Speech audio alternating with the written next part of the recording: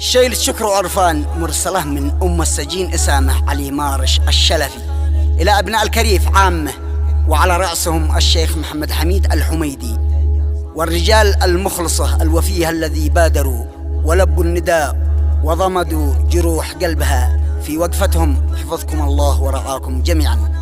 كتب كلمات هذه القصيدة الشاعر المعروف إبراهيم حزام الحميدي أبو شهاب، أداء أبو بشير وإخراج الشام الكوماني.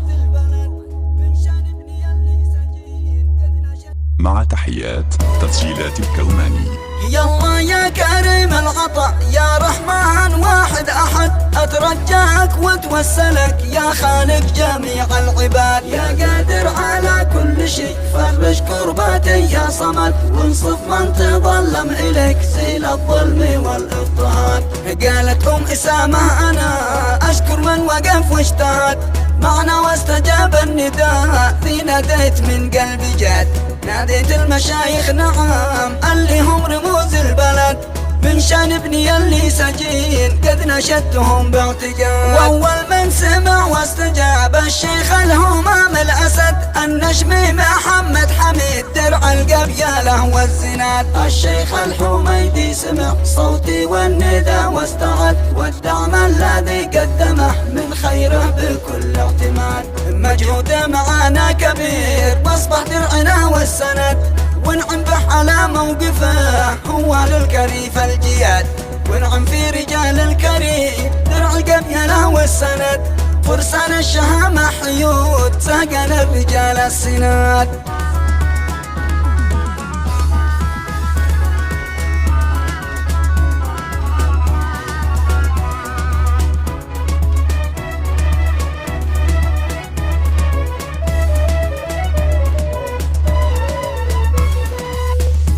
يا شيخ الكريف البطل يا درع الوفا المعتمد، واجب نشكرك بالوفاء من داخل صميم الفؤاد. شكرا لك على موقفك والدعم القوي والمدد، يا شيخ الوفا والكرم تشهد لك شيوخ البلاد.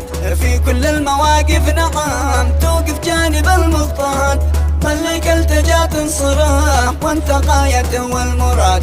جهدك يا محمد حميد خفف ضيقتي والنكد، أنت نورنا والأمال وأنت سيفنا والغمال. لو موقف جامع الشيوخ مثلك لا تحل العقد، ليت الكل يتجاوبوا مثلك بالوفا والوداد. معروفك لنا والجميل لن ننساه طول الأبد، لو نفديك بأولادنا في وقت القضاء والسداد. وجرك عند رب السماء مثل النهر لا قد ورد، أسأل ربنا يحفظك من شر البلاء والعناد.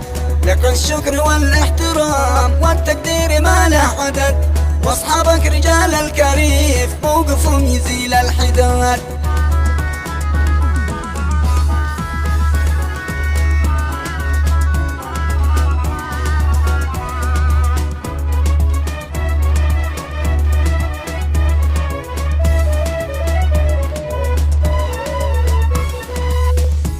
شكرا يا اسود الكريف يغلى من دمي والجسد، واجبكم ومجهودكم للمجروح مثل الضمان. موقفكم شرف واعتزاز يا رزح الوفا والوتد، انتم نصرة المضطهد والمظلوم غادي بغاد. انتم عزة للربيع تهم من اليكم وفد، والمظلوم انتم معاه في كل الظروف الشداد. الله يحفظ أولادكم من شر الجفا والحسد، يجعل ربنا صفكم دايم في إخاء واتحاد. وصلي على المصطفى طه ذي لربه سجد، المختار سيد البشر من للدين حب الجهاد.